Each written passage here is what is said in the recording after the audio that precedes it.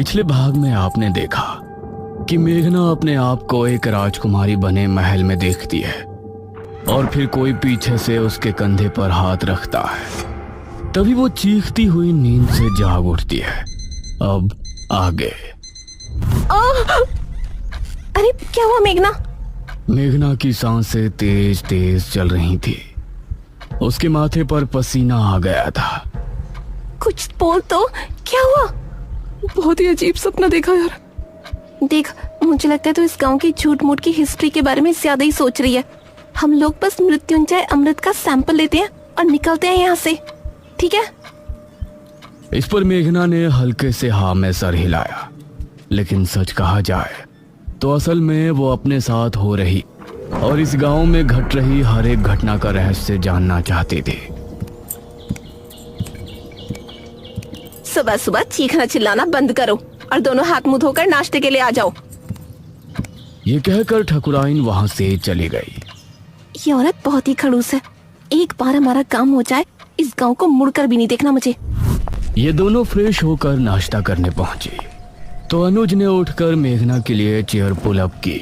आओ मेघना, बैठो। ये देखकर ठकुराइन ने मुंह बना लिया और इन सभी ने मिलकर नाश्ता किया। अनुज बेटा, तुम जल्दी से हमारे साथ चलो, हमें तांत्रिक महाराज को लेने के लिए जाना है। ठीक है पिताजी। ये कहकर मुखिया ने इशिता और मेघना की तरफ देखा। बच्चियों, तुम दोनों बाहर नहीं जाना, ठीक है? हो सके तो ठकुराइन का काम में हाथ बटा देना। जी अंकल, आप फिक्र मत कीजिए, हम घर में ही रहेंगे। अनुज और मुखिया गांव के लोगों से विदा लेकर तांत्रिक महाराज को लेने श्रेणी के लिए निकल गए। इस तरफ मेघना गहरी सोच में डूबी थी। ये कहानी सिर्फ मृत्युंजय अमृत से शुरू हुई थी, लेकिन उसके बाद वो महल, अपने आप को राजकुमारी के रूप में देखना और ये निशिर मोलो, ऐसा लगता है इस गांव का हर एक रहस्य मुझसे जुड़ा है। क्या मुझे राजमहल में जाना चाहिए? करीब 6 घंटे के सफर के बाद मुखिया और अनुज तांत्रिक महाराज के आश्रम पहुंचे, जहां उनका एक शिष्य बैठा हुआ था। प्रणाम। जी प्रणाम। तांत्रिक महाराज कहाँ है? अभी कुछ देर पहले आते तो उनसे भेंट हो जाती। महाराज अभी कुछ क्षण पहले ही बेरमपुर गांव के लिए निकल गए थे। यह सुनकर मुखिया और अनुज हैरान रह गए। हमारे गांव? हम तो महाराज को लेने के लिए आए थे। हमारे आने से पहले ही वो कैसे निकल गए? उन्हें किसने सूचना दी कि हमें उनकी जरूरत है? बाबा का अपने हर एक शिष्य से गहरा संबंध है। उनको दूर बैठे ही उनके बारे में सब कुछ पता चल जाता है। धन्य हो तांत्रिक महाराज। इसका मतलब है कि उनको पहले ही आभास हो गया था कि छोटे तांत्रिक की मृत्यु हो गई है, इसीलिए वो हमारे गांव के लिए निकल गए। पिताजी, अब हमें भी चलना चाहिए। तांत्रिक महाराज तो हमसे पहले गांव पहुंच जाएंगे। हाँ बेटा, चलो। धन्यवाद। अनुज और मुखिया उसी समय वापस गांव आने के लिए निकल गए। इसी तरह दोनों का सफर में ही दिन गुजर गया। इस तरफ शाम होने पर गांव में डर का माहौल छा गया। सभी लोग चौक पर जमा हुए गांव के मुख्य द्वार की तरफ ही देख रहे थे। हे भगवान, मुखिया जी कहाँ रह गए? रात हो गई है, कहीं निशिर मोलो ना आ जाए। इसी तरह से 7 बजे का घंटा बजा और मौसम फिर से बदल गया। सभी ये देखकर डर गए। मेघना, इशिता और ठकुराइन भी सभी के साथ वहां खड़ी थी। तभी उन्होंने मुख्य द्वार से किसी के कदमों की आहट सुनी और धीरे धीरे आंख से साफ हुआ तो सामने से तांत्रिक महाराज आते हुए नजर आए। अरे, ये तो तांत्रिक महाराज हैं। उन्हें देखकर सभी लोग खुश हो गए। तांत्रिक महाराज की जय हो! तांत्रिक महाराज की जय हो! सभी ने तांत्रिक महाराज के आगे हाथ जोड़कर नमन किया। तांत्रिक महाराज, ये और मेरा बेटा अनुज कहाँ है? वही आपको लेने के लिए गए थे ना? ठकुराइन, हमारे शिष्य की मृत्यु की सूचना हमें रात ही मिल गई थी, इसलिए हम स्वयं ही यहाँ आने के लिए निकल गए थे। उनसे हमारी भेंट नहीं हुई। हे भगवान, तो ये कहाँ रह गए? अब हम आ गए हैं। आप लोगों को डरने की जरूरत नहीं है। मुखिया और अनुज भी वापस आ ही जाएंगे। महाराज, आप जो भी करना है आप ही को करना है। जब तक ये और अनुज नहीं आ जाते, आप हमारे घर चलकर आराम कर लें। ठकुराइन, हम तांत्रिक होकर बड़ी हवेली में नहीं रह सकते। आप लोग पुराने किले में हमारे ठहरने का प्रबंध कर दें। जैसा आप कहें महाराज। ये कहकर ठाकुराइन ने गांव के लोगों से कहा, आप सभी मिलकर पुराने किले की अच्छी से सफाई कर दें और वहाँ रोशनी का भी अच्छा इंतजाम कर दें। ये सुनकर गांव के कुछ आदमी किले की तरफ निकल गए। बाबा वहीं चौक पर बैठे रहे। उन्होंने आंखें बंद की और ध्यान मग्न हो गए। शायद वो सोच रहे थे कि आखिर कैसे निशिर-मोलो से निपटा जाए, और मेघना के दिल में भी कई सवाल उठ रहे थे। तकरीबन 1 घंटे तक किले की सफाई का कार्य चला और तभी अनुज और मुखिया भी वहां पहुंच गए।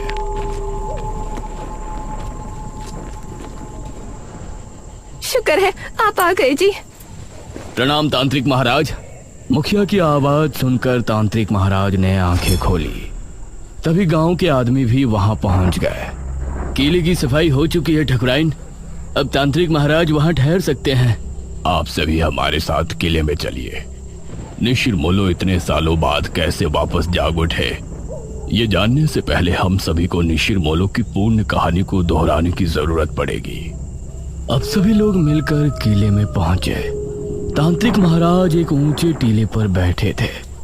किले में हर तरफ कहीं दीपक और दीवारों पर मशालें लगी थी जो वहां रोशनी उत्पन्न कर रही थी। मेघना अब तांत्रिक महाराज को बड़े गौर से देख रही थी, क्योंकि निशिर-मोलो के बारे में जानने की उसकी उत्सुकता भी बढ़ रही थी। ये बात सन 1626 की है। उस समय हमारे नगर में महाराज विश्वजीत का शासन था। विश्वजीत की रानी का देहांत हो गया था और उनकी एक राजकुमारी थी, राजकुमारी मेघालय। महाराज, नगर में फैली महामारी अब और बढ़ चुकी है। अब इससे नहीं निपटा गया तो राज्य पूरी तरह से बर्बाद हो जाएगा। इस महामारी से निपटने का बंदोबस्त हम अवश्य करेंगे मंत्री जी। उसी समय एक आदमी वहां पहुंचा। महाराज की जय हो। जी, कौन है आप? महाराज, हम आपके पड़ोसी राज्य बल्लभगढ़ के राजा इंद्रसेन के दूत हैं। उन्होंने आपको शीघ्र ही मिलने बुलाया है। उनका कहना है कि आपके राज्य पर जो संकट आया है उससे निपटने में वो आपकी सहायता करना चाहते हैं। पिताश्री, हमें नहीं लगता कि वो हमारी इस महामारी से निपटने में कोई सहायता कर सकते हैं। हमें स्वयं ही कुछ करना पड़ेगा। समस्या गंभीर है राजकुमारी, हमें एक बार अवश्य ही उनसे मिलना चाहिए। हम आज रात ही उनके राज्य के लिए निकलते हैं। ठीक है पिताश्री, इस महामारी का जो भी हल निकले आप शीघ्र ही वापस आने की कोशिश करें, क्योंकि अगर आप इस बीमारी का इलाज नहीं ढूंढ पाए तो हमें ही कुछ करना होगा। अवश्य राजकुमारी। महाराज अपनी रथ में बैठ बल्लभगढ़ के लिए निकल गए। रथ में उनके साथ सेनापति थे और 2 घोड़सवार सिपाही पीछे आ रहे थे। उनका रथ इस समय जंगल के रास्ते से गुजर रही थी। तभी अरे, ये क्या हुआ? रथ अचानक से रुककर टेढ़ा हो गया था। सेनापति जी, बाहर निकलिए। महाराज और सेनापति बाहर निकले तो देखा रथ का पहिया गड्ढे में फंसा है और चटक भी गया है। अरे, ये क्या हुआ? अब जंगल में इस रथ का पहिया कौन ठीक करने आएगा? क्षमा करें महाराज, हम अभी इसे ठीक कर देंगे। आपको थोड़ी प्रतीक्षा करनी पड़ेगी। तभी इन लोगों को पानी की आवाज सुनाई दी। ये कैसी आवाज है? ऐसा लगता है जैसे कोई कुएं से पानी खींच रहा हो और यह आवाज कुएं के ऊपर लगी चरखी से आ रही हो। आइए देखते हैं। राजा और सेनापति उस दिशा में गए तो वहां उनको कुएं पर एक औरत पानी भरती नजर आई। उसके बाल बहुत लंबे थे, वो दिखने में बहुत ही खूबसूरत थी और वेशभूषा से आदिवासी लग रही थी। उसने जैसे ही महाराज और सेनापति से नजरें मिलाई तो उसका सौंदर्य देखकर ये दोनों ही सन्न रह गए।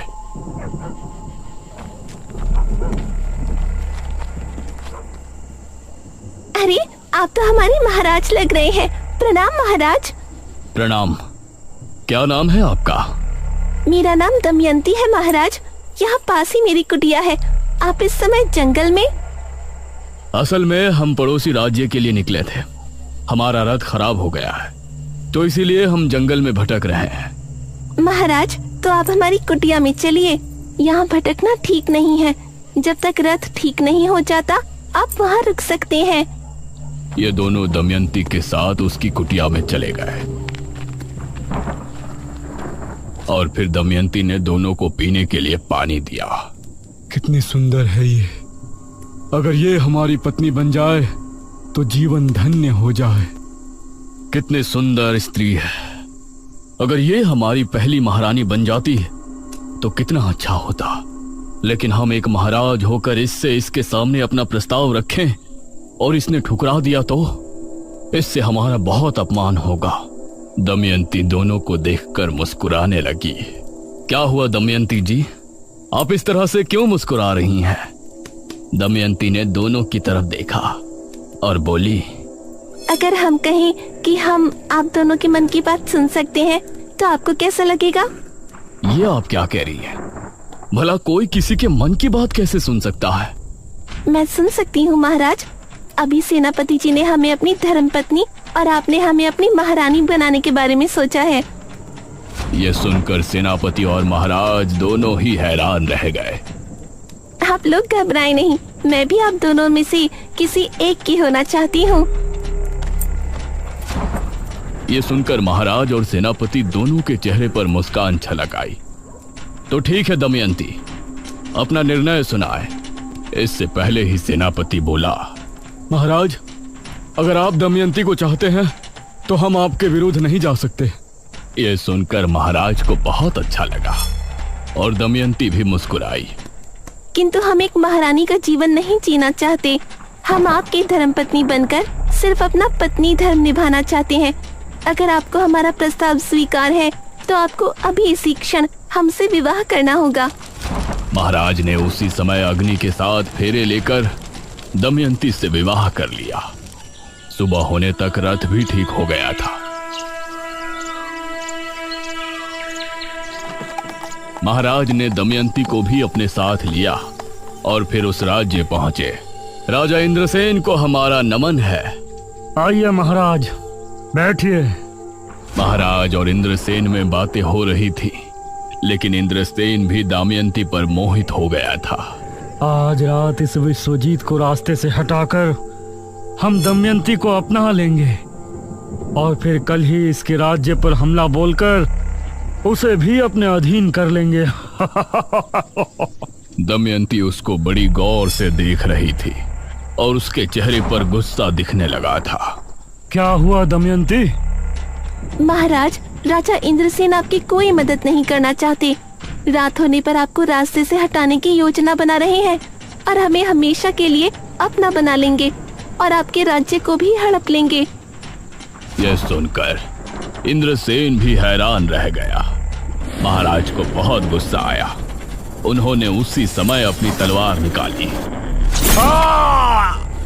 इंद्रसेन को परास्त करने के बाद महाराज तुरंत अपने राज्य की ओर लौट गए।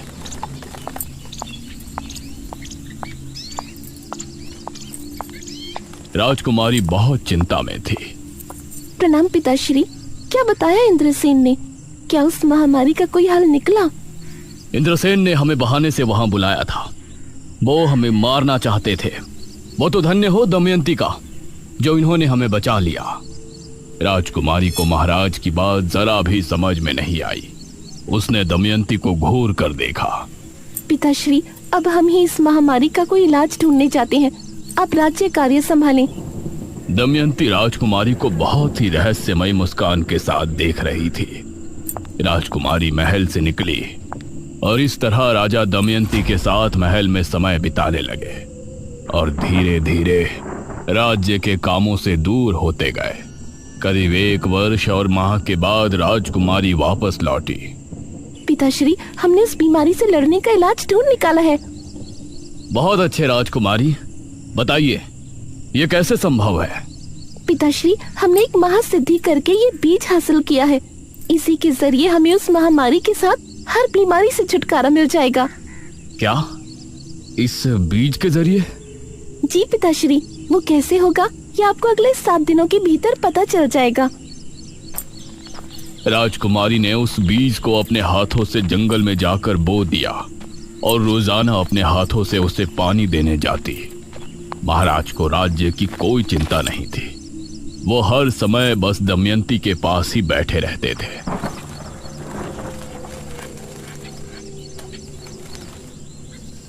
सात दिनों के बाद राजकुमारी महाराज, मंत्री और सेनापति को लेकर जंगल पहुंची। उन्होंने पाया कि पेड़ बहुत ही हरा भरा हो गया है और उससे हरे रंग का पदार्थ टपक रहा है। ये क्या चमत्कार है राजकुमारी? पिताश्री, ये मृत्युंजय अमृत है। इसकी 3 बूंद पीने से बड़े से बड़ा रोग दूर हो जाता है। हम इसके जरिए राज्य में फैली महामारी का खात्मा कर सकते हैं। वाह राजकुमारी, बहुत अच्छे। उसके बाद राजकुमारी ने अपने राज्य के सभी बीमार लोगों को वो मृत्युंजय अमृत देना शुरू किया और अगले 2 माह में वो महामारी राज्य से पूरी तरह से खत्म हो गई। राजकुमारी इससे खुश भी थी, लेकिन महाराज के दमयंती के करीब जाने और हर दम चिपके रहने से चिंता में भी थी। तभी एक दिन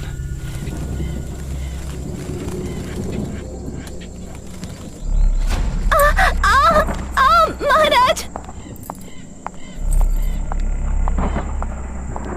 दमयंती, क्या हुआ आपको? क्या हुआ दमयंती आपको? कुछ तो बताइए। देखते ही देखते उसके चेहरे की रंगत बदल गई और वो एक बूढ़ी नजर आने लगी। ये देखकर महाराज के पैरों तले जमीन निकल गई। दमयंती, ये क्या हो गया आपको? महाराज, असल में मैं कोई आम स्त्री नहीं हूँ, मैं एक डायनी हूँ। क्या? एक डायनी? हाँ महाराज, एक डायन जवान मर्दों को मारकर अपनी उम्र बढ़ाती है, लेकिन मैंने वो करना उचित नहीं समझा। इसलिए आज जब मेरी आयु 100 वर्ष हो गई है तो मैं बूढ़ी हो गई हूँ। अब अगली एकादशी की रात मेरी मृत्यु हो जाएगी। नहीं दमयंती, हम आपको ऐसे मरने नहीं दे सकते। हमें आपके डायनी होने से कोई ऐतराज नहीं। आपको बचाने का कोई तो तरीका होगा। एक तरीका है महाराज, लेकिन बहुत ही मुश्किल कार्य है। हमें बताइए, हम आपको बचाने के लिए कुछ भी करेंगे। अगली एकादशी की रात तक 11 मुर्दों के खून से अगर हम स्नान कर लेते हैं तो हमारी जान बच जाएगी और हमारा सौंदर्य भी वापस लौट आएगा।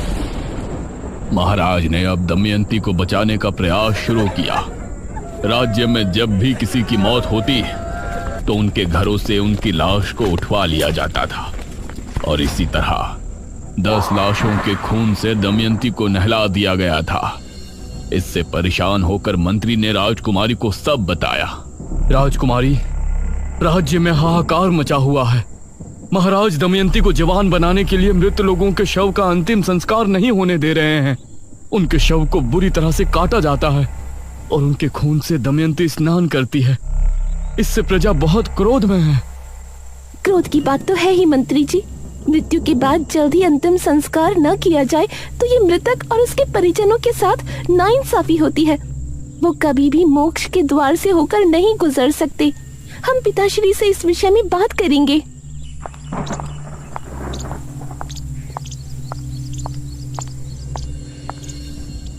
राजकुमारी ने महाराज से बात की, लेकिन उनके सर पर दमयंती को बचाने का भूत सवार था। जो लोग पहले ही मर चुके हैं उनके शव को किसी के जीवन के लिए इस्तेमाल करना गलत नहीं है राजकुमारी। गलत तब होता जब हम जिंदा लोगों की बलि देते। आप हमें रोकने की कोशिश ना करें। राजकुमारी महाराज के व्यवहार से बहुत चिंता में थी। वहीं गांव के लोग भी अब इससे छुटकारा चाहते थे। अरे बहुत हो गया, अब हम गांव के लोग महाराज का ये अत्याचार नहीं सहेंगे। हाँ, हमारे मृतकों को हक है कि उनका अंतिम संस्कार किया जाए। लेकिन हम लोग महाराज से कैसे लड़ेंगे? कैसे रोकेंगे उनके सिपाहियों को? एक उपाय है, जब भी गांव में किसी की मृत्यु होगी तो हम कोई भी शोक समारोह नहीं करेंगे। इससे महाराज के सिपाहियों को किसी भी मौत की खबर नहीं होगी। आधी रात के समय हम में से 4 लोग उस शव को ले जाकर चुपचाप शमशान में उनका अंतिम संस्कार कर दिया करेंगे। सिर्फ 4 लोग, बाकी सभी अपने अपने घरों में शांतिपूर्ण होंगे। गांव के लोगों को यह सुझाव अच्छा लगा। उन्होंने गांव के 4 आदमियों को नियुक्त किया। उस समय अर्थी को कंधा देने वाले लोगों को मोला कहा जाता था।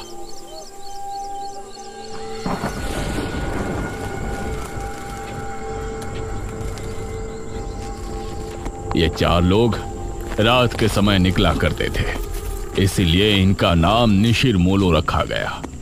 अब जब भी कोई मृत्यु होती तो 4 कथई लिबास वाले आदमी निशिर मोलो बन के उस शव को कंधा देते और उसका चुपचाप अंतिम संस्कार करके वापस गांव को लौट आते। समझ नहीं आ रहा, पूरे 15 दिन हो गए, अभी तक किसी के घर कोई मृत्यु नहीं हुई है। ऐसा कैसे हो सकता है? अगले दिन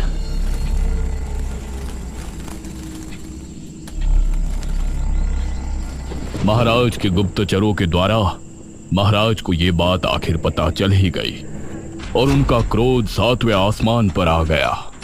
वो जो भी 4 लोग हैं, हम उनको मार कर ही दम लेंगे। उन्होंने हमसे चालाकी की, इसका हर्जाना उन्हें भुगतना ही पड़ेगा।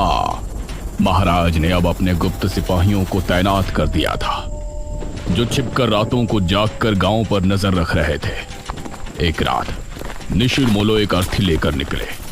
यह शनिवार की रात थी, तो उन गुप्त सिपाहियों ने निशिर मोलो को रोक लिया। अब तुम लोगों को कोई नहीं बचा सकता, कोई नहीं। बहुत दे दिया हमारे महाराज को धोखा। उन सिपाहियों ने इन 4 आदमियों को मार गिराया और फिर शव लेकर महाराज के पास पहुंचे। उस शव को दमयंती के कक्ष में पहुंचा दिया गया और सुबह होने पर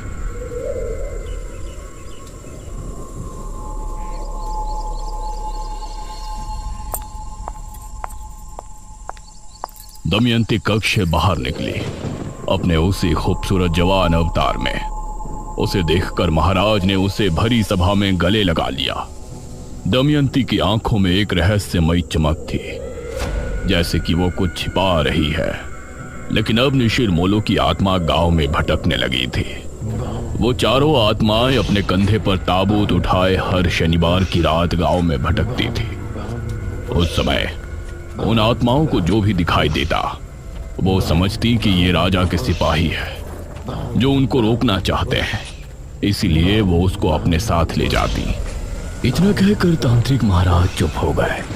सभी गांव के लोग ये कहानी सुनकर हैरान थे और मेघना को तो जैसे अब अपने सपनों से जुड़ी कुछ बातें समझ में आने लगी थी। हे भगवान, मतलब जो निशिर मोलो आज हमारी जान के दुश्मन है, वो कभी हमारी रक्षा किया करते थे। हाँ, उनकी इसमें कोई गलती नहीं है। उनकी अकाल मृत्यु की वजह से वो ऐसा करते हैं। उनको नहीं पता कि उनकी मृत्यु हो चुकी है। वो तो अभी भी अपने काम को अंजाम देने की कोशिश कर रहे हैं। बाबा, आगे की कथा में क्या हुआ? वो राजकुमारी, महाराज और दमयंती? आगे क्या हुआ और निशिर मोलो को कैसे रोका गया और अब वो अचानक क्यों 400 साल बाद वापस आ गए हैं, ये कहानी जानने के लिए हमें बेरमपुर पुराण को पढ़ने की आवश्यकता है, जो कि 400 साल पहले की राजमहल के किसी गुप्त कक्ष में रखवाया गया था। बेरमपुर पुराण? अब इसका पता हमें कैसे चलेगा बाबा? वो बेरमपुर पुराण राजमहल में कहाँ है, ये जानने के लिए मुझे एक अनुष्ठान करना पड़ेगा, जो कि मैं इसी किले में बैठकर करूंगा। ध्यान रहे, उस समय सभी अपने अपने घरों में होंगे। कहीं ऐसा ना हो कि इस बार भी निशिर मोलो ये अनुष्ठान रोकने के इरादे से गांव में आए।